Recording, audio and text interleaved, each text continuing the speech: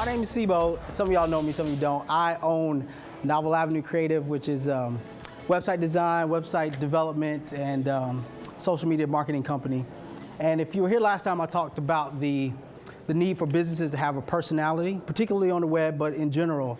And today I'm going to kind of talk to you about the other side of that conversation, and it's about the consumer and how the consumer has sort of evolved over the last 10 years. 10 years ago, consumers were considerably less informed than they are now because they didn't have information as readily available to them as they do. They were also a bit more inclined to spend money because they had more money, they had more expendable income. But probably more importantly even than that is that they had a brand loyalty. If there was a big brand, they believed them because that big brand typically was the only place that they can get information. Now that's completely different. They don't trust brands at all. In fact, most people, including myself, have been lied to by big brands, so they typically avoid them if they can. But they also have much, much more information. And they want more information. When they come to your website, they come to your presence, they're looking for information.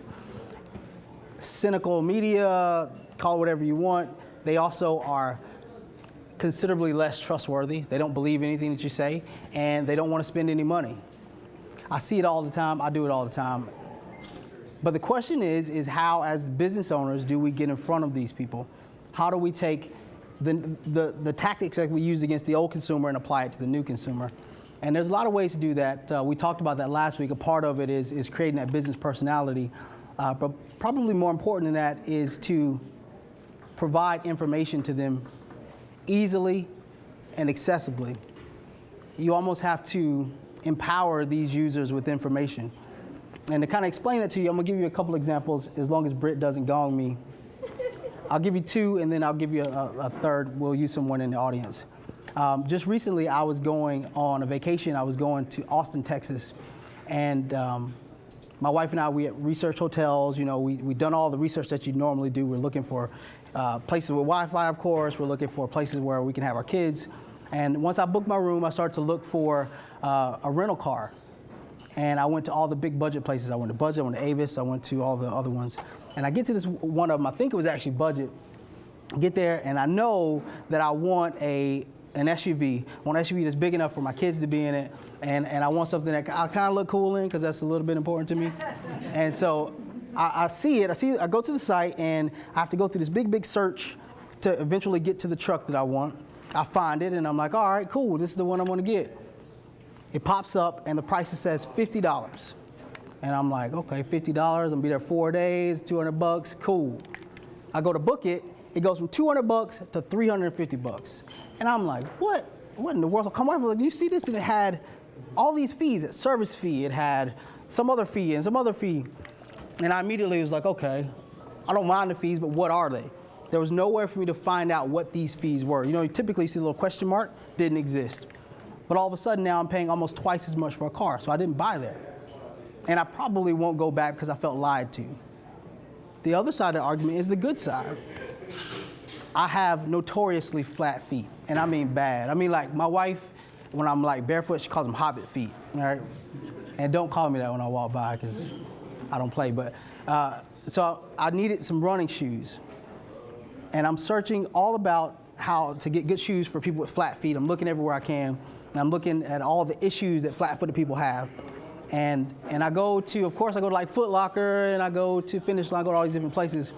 Where I ended up buying the shoes was Zappos.com, right? And I bought the shoes there. They were way more expensive. But Zappos, when I got there, they gave me the shoe in every possible color that I could want. They gave me 3D rotation on the shoe. They gave me video for every product that's on their site. They gave me width, price, width, length, everything I wanted. They even had user reviews. They gave me more information, so I was more inclined to buy it from them. Not only that, but I trusted them. Now, whenever I buy anything, shoe-wise, I buy it from Zappos. They empowered me with information. What I want to do now is I want to take one of you and see how well you're performing with your consumer. Let's take you. What's your name? Holly. Everybody say hi to Holly. Hi. Holly, what do you do? I run a marketing consultation company. Uh-oh, that's the scary stuff. What's the name of your company? Clever Girl Marketing. I've heard of you. You do good then, apparently, because I've heard of you. You have a website? All right. Let me ask you this. Do you have pricing on your website? No, And why not? because it's highly subjective. It is. Dealing with people. That's why I said uh-oh, because it is. It is. I don't have pricing on mine either, just so you know. So, All right, well, let me ask you this. Is your face on your website? All right, and why is it on your website?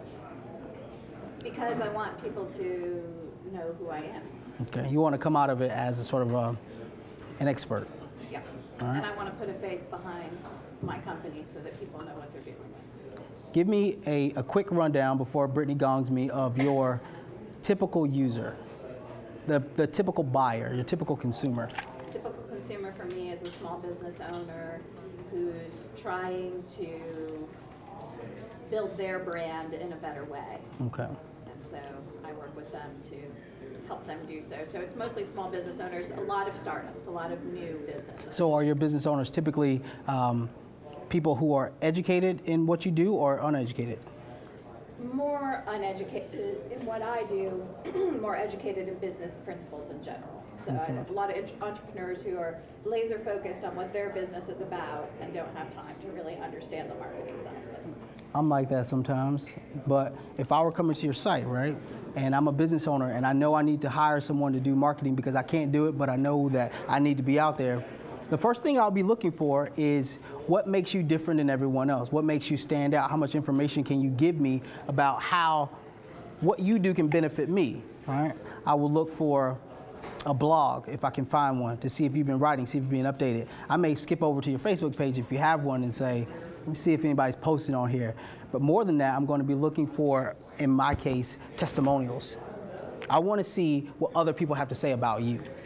All right. I also want to see your face, and I want to see your face for this reason. If I see you in the street, I want you to be famous. All right. That fame creates this sense of almost like authority, right? And me as a consumer, I can say, oh yeah, Clever Girl Marketing does my stuff. You know who she is. I know who she is. All that stuff. The reason I'm bringing you out among everyone else is because everybody here has a business that can significantly benefit from trying to understand your user. If you're sitting around right now and you're going to leave this building, you're going to go home and you're going to start to sort of reevaluate how you're handling this new consumer, the first thing you need to be doing is to try to figure out who they are, what it is that they want. My good friend Karen is sitting right here. She's speaking next. She is the best. If you're real estate people, I'm sorry. She's the best real estate person I've ever met. It's mostly because I don't know real estate people, so don't take it that far. So what Karen has been able to do is she's created this sort of personality that extends out to people and it connects with them. But once she makes the connection, her website, her office, her staff, they explode these people with information. They come to our website, they get to search all the properties that they want, they get to see them, they get to see all the photos, they get to see all the information they need in terms of location, but more importantly, they get to see her and see why she's a part of it and connect those two things. That creates something that the new consumer wants. They are much more capable and able to align themselves with a personality more than a brand.